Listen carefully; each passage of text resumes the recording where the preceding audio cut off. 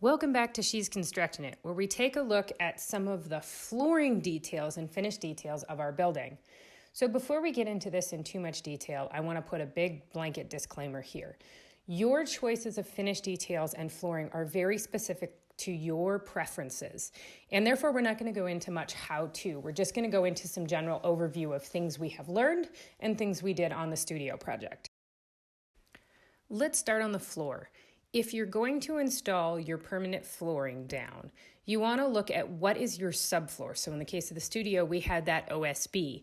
If you're working in a remodel, is your subfloor rotten? Does it need to be replaced? If you're working in a bathroom, do you want to add a moisture-resistant layer over it like the cement board?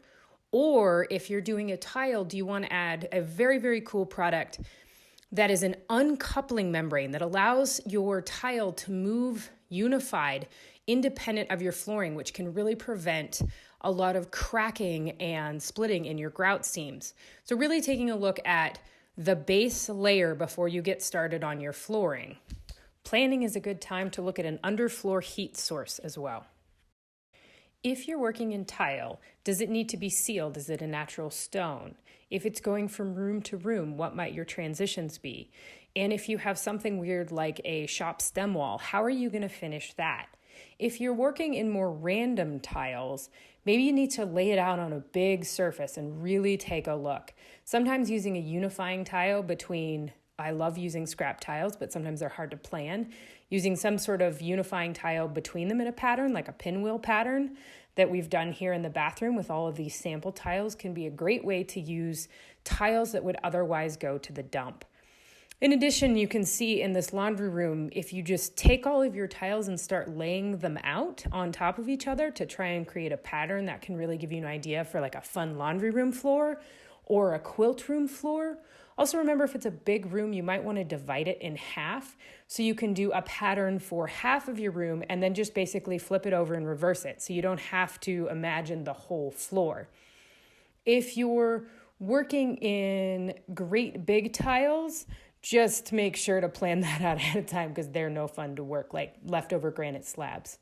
Also, you can use things like this river mosaic for going between rooms where there's a height change and you don't necessarily want to put a curb in there. You want to create uniformity. When you get into more traditional tiles, your tiling jobs get a lot easier and a lot faster. So there's really something to be said for using brand new, uniform, easy to work with tiles if you're going for speed or a finished look. The tile we used in the studio is a blessing and a curse. This is totally locally sourced rock from our area. It's a limestone, but you have to collect a whole lot to get enough of good quality. Then you have to flake them all apart, and you have to go and wash and scrub each tile individually because they just came out of the earth and you'll need them clean for your tiling project and free of debris so they stick well. And then they're slightly more difficult to cut. They're more likely to break, so any of your edges or toilet flanges are going to be more challenging. And the install is an absolute beast because you're puzzle piecing and you're having to collect more tiles than you thought and work it out. But it is an amazingly low carbon footprint tile for our area. So we persevered and kept going with it, and there was a lot of unprintable language involved in this tile process. The basic tiling process involves sticking your tiles to your prepared surface with thin set, which you'll mix up to specifications on the bag, and you'll either butter your walls or you'll butter your tiles with this thin set, and that will be how you set your tiles. This process is messy, and you're going to have to clean a lot, and then you have to walk away and let it set. Once everything is set in thin set and you have your pattern all together, then you're going to actually grout your walls. Grouting walls is another cement-like product and is incredibly messy, and the amount of cleaning you will do for a tiling process is insane. The smoother your tiles, the cleaner your tiles, the easier your tiles are to work with. If they're a very nice, easy to clean ceramic, the easier this is. Obviously, natural stone is probably the worst. When installing a wood floor, again, you have to start with the subfloor. Is it in good repair? Is it stiff enough? Is it ready to accept your upper floor, whatever that might be? There are plenty of different types of wood floors. There's engineered wood floors, there's laminate wood floors, there's solid hardwood floors, there's unfinished solid hardwood, there's pre-finished solid hardwood. You're going to need to go to a flooring store and consult an expert to find out what floor is right for you, your project, and your living situation.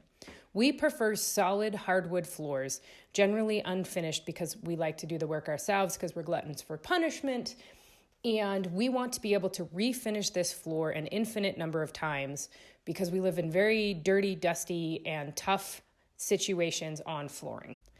For the studio, we decided to make our lives harder and plane all of these rough sawn pine boards from the sheep sheds to the same thickness, about 3/4 of an inch.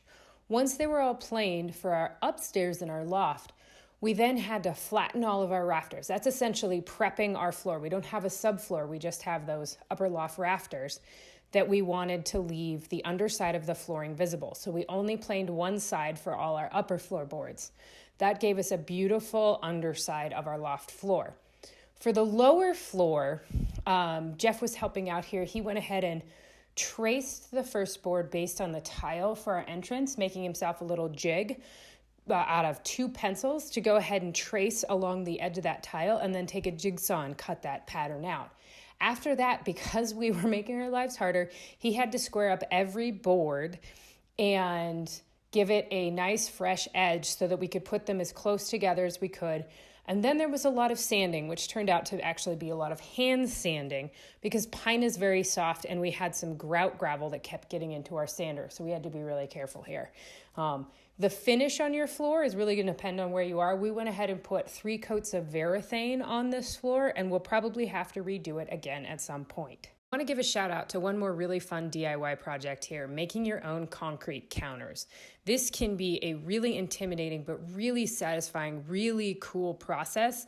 And if you build the counters outside or freeform, you can always use them in your barbecue if they don't turn out as your outdoor grill area or something else. If you're really adventurous, you can do a big pour in place in your kitchen and do some testing and hope you get it right. But there's lots of information on how to pour your own concrete counters. And Chang has a number of great books on this.